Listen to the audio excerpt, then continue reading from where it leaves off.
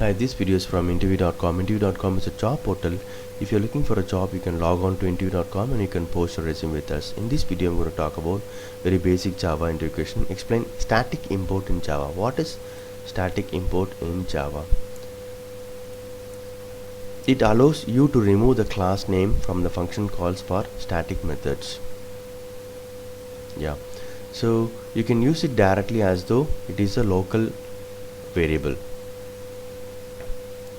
Issues we have in the static import is it can make your programs unreadable and unmaintainable. Importing all of the static members from a class can be particularly harmful to readability. If you need only one or two members, import them individually. Say I have a class called static class, okay, and I have two values, pi value and constant value, which are static member variables, okay, and I'm trying to access it in my methods.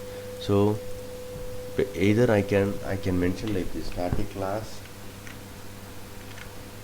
dot, I can mention like this, not a problem. Okay, I have to use this class name. Instead of that, I can do static import. Instead of using the class name dot static member variable, I can use it directly like this, import static, and I can start using this in my class. So the benefit is I don't have to use the class name everywhere I'm trying to access this variable.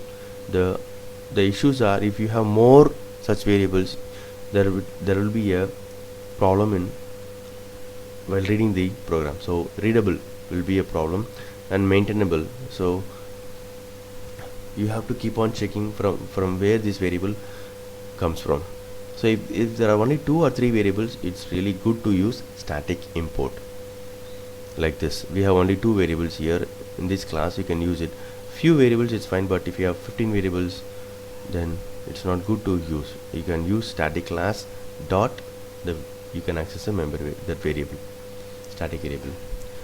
Hope this video is useful. Thank you and all the best.